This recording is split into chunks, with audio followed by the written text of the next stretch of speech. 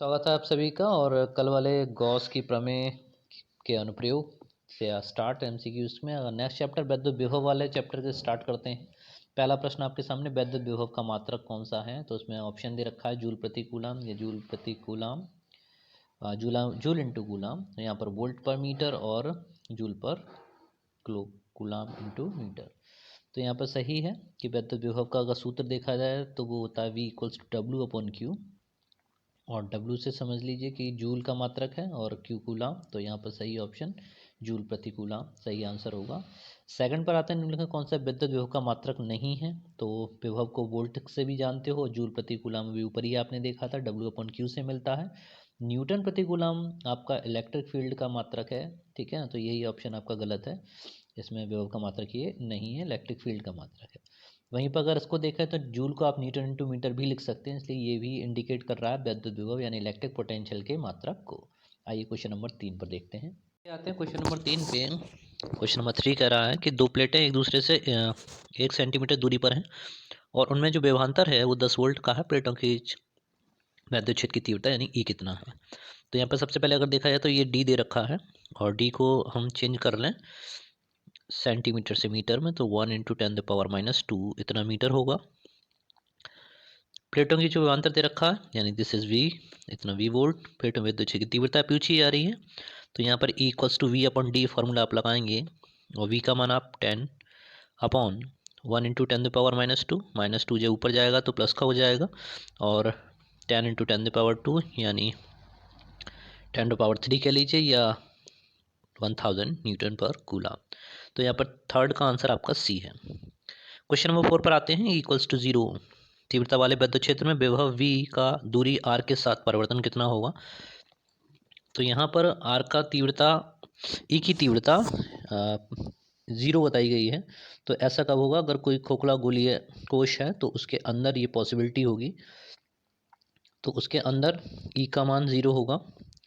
और अगर बात की जाए फार्मूले के साथ में, अगर वेरिएशन देखना है V के साथ में, तो ये फार्मूला होता है E=- का dV/dt या dr, सॉरी, dV/dr। तो यहाँ पर आप देख पा रहे हैं E का मान अगर 0 हो जाएगा तो ये dV आपके बराबर 0 होगा, यानी dV=0 मतलब होगा आपका V कांस्टेंट या V नियत होगा, जो कि R के ऊपर डिपेंड नहीं करेगा। तो उसमें जो ऑप्शन डी है वो आपका करेक्ट आंसर होगा। आते हैं नेक्स्ट क्वेश्चन पे। प्रश्न संख्या 5 पर आते हैं कि किसी प्रोटॉन पर उसके भार के बराबर वैद्युत बल लगाने हेतु विद्युत क्षेत्र की तीव्रता का मान कितना होगा? तो इसमें अगर देखा जाए तो प्रोटॉन पर वैद्युत भार के बराबर बल लगा रहे हैं, तो उसमें F आप लगाएंगे m/g और F=Q/E। तो यहाँ पर क्योंकि बैलेंस करना है प्रोटॉन के भार को यानी mg को, तो यहाँ पर E का जो मान निकालेंगे इलेक्ट्रिक फील्ड इंटेंसिटी आपके पास में आएगा mg/Q। और यहाँ पर अगर आप सभी को कैलकुलेट कर रहे हैं तो यहाँ पर वैल्यू m की वैल्यू, मास ऑफ प्रोटॉन ये यहाँ पर गिवन है, तो यहाँ पर वैल्यू प्लेस कीजिए 1.67 एंड देयर इज पावर 27।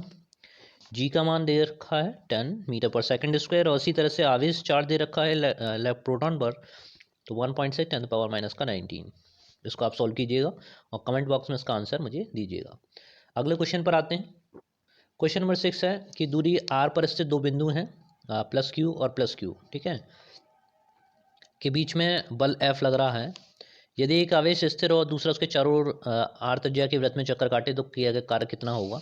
तो इसको वाले प्रश्न में सबसे पहले हम एक +Q आवेश को सेंटर पर रख देते हैं और इसके चारों तरफ r त्रिज्या का एक रेडियस बना लेते हैं, और ये रेडियस है जिस पर ये +Q चार्ज आपका क्या कर रहा है, इसके चारों तरफ घूम रहा है। एक बार और भी हम इस तरह का प्रश्न देख चुके हैं। तो इसमें अगर इसकी इंटेंसिटी देखी जाए, वैद्युत क्षेत्र की तीव्रता देखी जाए, तो ये इसके लंबवत होगी प्लस से दूर, ठीक है। और अगर इसके रोटेशन पर एक स्पर्श रेखा अगर खींची जाए तो इसका डायरेक्शन विस्थापन की डिस्प्लेसमेंट इस तरीके से हुआ। और जैसे देख पा रहे हैं कि ये दोनों एक दूसरे के परपेंडिकुलर है, तो यहाँ पर थीटा की वैल्यू अगर देखी जाए तो this is equals to 90 degree. पूछ रहे हैं कि अगर एक आवेश स्थिर हो दूसरा उसके चारों तरफ घूम रहा है, तो यहाँ पर जो किया गया कार्य W कितना होगा? तो W के लिए यहाँ पर जो इसकी डेफिनेशन कहती है F⁻D and FD this is equals to cos theta, और here we have to place the value of theta, तो W equals to FD cos 90 degree, और cos 90 डिग्री का मान किसके इक्विवेलेंट होता है? 0 के बराबर होता है। तो जो किया गया कार्य वो कितना होगा? आपका 0 होगा। तो यहाँ पर 6 का जो ऑप्शन सही है वो आपका डी। ठीक है, तो इस तरह से क्वेश्चन नंबर 6 आपका कंप्लीट। प्रश्न 7 पर आते हैं। समान द्रव्यमान के दो आवेशित कण हैं और इन पर आवेश दे रखे हैं +q तथा 4q हैं, प्लस का 4q। जब इन्हें विराम अवस्था से समान वैद्युत विभवांतर के बीच गिरने दिया जाता है तो उनकी चालों का अनुपात क्या होगा।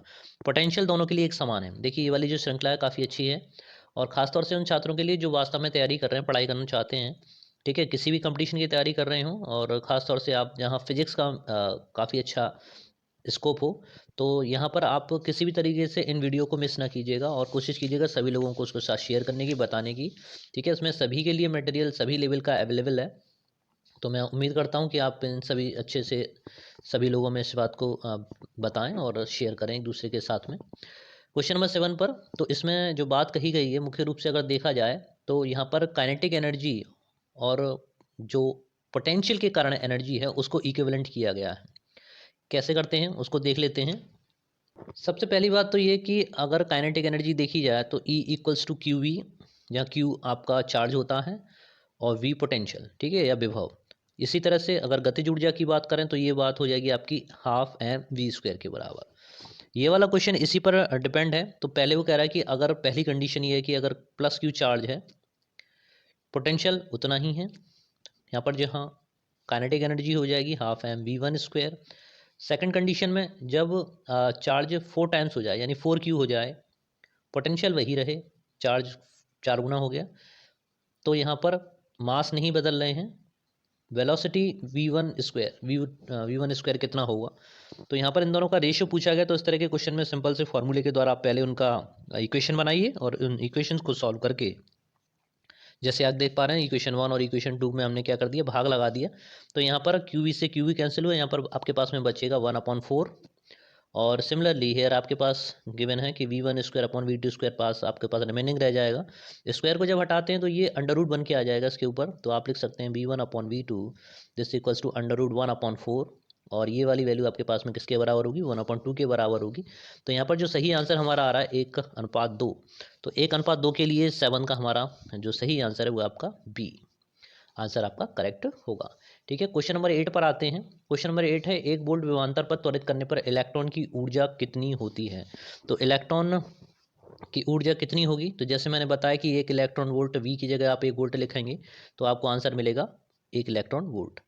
1 इलेक्ट्रॉन वोल्ट का मान कितना होता है, इसका मान आपको जूल में कैलकुलेट करने के लिए 1 EV के से आप जो ई का मान है वो प्लेस करेंगे। ई मतलब जितना चार्ज इलेक्ट्रॉन पर होता है तो वो कितना है 1.6 × 10⁻⁹। और बस आपको करना भी ये है कि यहाँ पर इसको सिर्फ जूल में इंडिकेट करना है, तो कंफ्यूज करने के लिए उसने 1.6 भी दे रखा आपके पास में। ठीक है, तो आप टिक लगाएंगे 9 का बी पर, 1.6 × 10⁻⁹ इतना जूल। पहले भी मैं बता चुका हूँ कि जब भी हाँ एनर्जी दे रखी होती है इलेक्ट्रॉन वोल्ट में, उसे अगर हमें जूल में कन्वर्ट करना होता है तो 1.6 × 10⁻⁹ का मल्टीप्लाई कर देते हैं। ठीक है, तो इस तरह से ये वाला क्वेश्चन आपका 9 नंबर कंप्लीट हुआ। नेक्स्ट पर आते हैं 10। एक इलेक्ट्रॉन 5 वोल्ट के विभवांतर द्वारा त्वरित किया गया। ठीक है, पहले वाले क्वेश्चन में देखा था आपने 1 वोल्ट दे रखा है, तो यहाँ पर 5 वोल्ट दे रखा है, तो 5 वोल्ट में क्या करेंगे, सिर्फ 5 इलेक्ट्रॉन वोल्ट हो जाएगा। इलेक्ट्रॉन द्वारा अर्जित ऊर्जा कितनी होगी, तो this is 5 electron volt. Clear. Question number 11 पर आते हैं।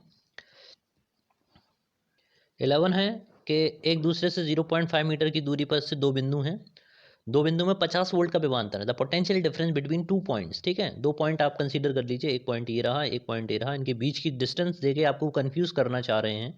तो यहाँ पर कह दिया कि ये दोनों पॉइंट हैं और इन दोनों पॉइंटों के बीच की दूरी 0.5 मीटर है और इनके बीच में जो विभवांतर कहें, ठीक है, तो डेल्टा वी जो गिवन है वो आपका 50 वोल्ट है। यहाँ पर जो चार्ज दे रखा है वो Q इक्वल्स टू 2 कूलाम है। कितना कार्य करना पड़ेगा, तो यहाँ पर सीधा सीधा फार्मूला आपको देखना है, W बराबर किसके होगा, Q इंटू डेल्टा वी के होगा। ठीक है, इसका हम यूज़ नहीं करेंगे। Q का मान सीधा आपके पास में 2 कूलाम और मल्टीप्लाई करना है आपको 50 के साथ में, तो आपको मिलेगा 5 2 ज़ा 10 और एक जीरो इसका है, तो आपका 100 जूल इसका आंसर आएगा। तो ये आपका 100 जूल आंसर होता है। क्वेश्चन नंबर 12 पर आते हैं। 0.45 मीटर त्रिज्या का एक अचालक वलय की परिधि दे रखी है। तो यहाँ पर वलय की परिधि एक रिंग टाइप बनाना पड़ेगा, उस पर जो आवेश है वो दे रखा है इतना कूलाम। 2 कूलाम आवेश को ले जाने में, को अनंत से वलय के केंद्र ले जाने में कितना कार्य करना पड़ेगा। तो इसमें सीधा सीधा आपको फॉर्मूला लगाना है, V इक्वल्स टू 9 × 10⁻⁹ और ये जो वैल्यू किसके बराबर आएगी, ये Q आप लेंगे 2 × 10⁻⁻10 और अपॉन R कुल आवेश हो गया। जो रेडियस है वो आप लेंगे 0.45, कैलकुलेशन कीजिए। तो दशमलव हटा के 2 जीरो आप ऊपर बढ़ाइएगा और ये यहाँ से ख़त्म। ठीक है, 9 से 45 काटिए 5 टाइम्स और 5 टू जा 10, 20 टाइम्स ऊपर रहा। 4 और 20 का मल्टीप्लाई कीजिएगा तो आपके पास मिलेगा v इक्वल्स टू 40 इंटू, यहाँ पर देखिए 9 और 10⁻⁻10। ठीक है, तो ये 9 की 10 इसके साथ में असेंबल कर लीजिए तो 10⁻10 और ये प्लस का 10 खत्म होके आपके पास में आएगा v equals to 4 volt. Okay, ये आपके पास में आ गया पोटेंशियल। ठीक है, विभव आ गया। पूछ रहे हैं कितना कार्य करना पड़ेगा, तो अगेन वही कि v equals to Q into delta V. तो अब यहाँ पर जो Q का मान दे रखा है वो आपके पास में 2 है और जो पोटेंशियल आया वो आपके पास में 4 टू जा आपके पास में मिलेगा 8 जूल। इतना 8 जूल काम आपको करना पड़ेगा और ये आपका आंसर नंबर बी पे सही आंसर आएगा। तो इस तरह से ये क्वेश्चन नंबर 12 आपका यहाँ पर कंप्लीट होता है। क्वेश्चन नंबर 13 पर आते हैं। देखिए, सभी वीडियो काफ़ी प्रयास से बनाए जाते हैं, काफ़ी एफर्ट से बनाए जाते हैं। ठीक है, इसका उपयोग तभी है जब आप इसका फ़ायदा उठा पाएँ। तो ये जो चीज़, ये श्रृंखला हम लोगों ने स्टार्ट की है, काफ़ी वैल्यूएबल है, काफ़ी महत्वपूर्ण है, तो सभी लोग इसका फ़ायदा उठाएं और ज़्यादा से ज़्यादा लोगों में इसको शेयर करें। देखने में आ रहा है बच्चे इंटरेस्ट नहीं लेते हैं। अगले क्वेश्चन पे देखें, एक समान विद्युत क्षेत्र में गतिमान 3 कूलाम आवेश, ठीक है, क्यू दे रखा है, 3 कूलाम आवेश पर 300 न्यूटन का बल लगता है। तो यहाँ पर एफ की जो वैल्यू है, ठीक है ना, तो एफ आपके पास में कितना होगा 3000 न्यूटन, ये आपके पास में चार्ज हो गया। विद्युत क्षेत्र में परस्पर इतनी दूरी पर रखे हुए हैं तो डी डिस्टेंस हो गई, डी को चेंज कर लीजिए मीटर में, तो 10⁻⁻2 मैंने लगाया है यहाँ पर। इसके बीच में विभवांतर कितना होगा, तो विभवांतर का मान पूछ रहे हैं तो सिंपल यहाँ पर आप F equals to Q E, और क्यू ई में अब आप इसी तरह से आप ई की वैल्यू अगर निकालें तो ई को आप चेंज कर लिए यहाँ पर वी अपॉन डी से। ठीक है, वी अपॉन डी, क्योंकि ई को हम वी अपॉन डी की फॉर्म में लिख सकते हैं। तो यहाँ पर विभवांतर पूछा गया तो वी का मान हमको कैलकुलेट करने के लिए क्या करना होगा, एफ इंटू डी का मल्टीप्लाई कीजिए और क्यू से डिवाइड कर दीजिए। तो यहाँ पर एफ का जो मान आएगा वो आपका गिवन है 3000 न्यूटन, और डी की जो वैल्यू है this is equals to 1 into 10⁻⁻2 metre, और अपॉन चार्ज कितना है 3। ठीक है, और यहाँ 3 से आप ऐसे कीजिए तो ये 1000, 1000 में 10⁻⁻2 इसकी 2 पॉजिटिव ले जाएगा तो यहाँ पर आपके पास में होगा 13 का ए आंसर आएगा 10 वोल्ट। ठीक है, तो ये 13 क्वेश्चन नंबर यहाँ पर कंप्लीट होता है।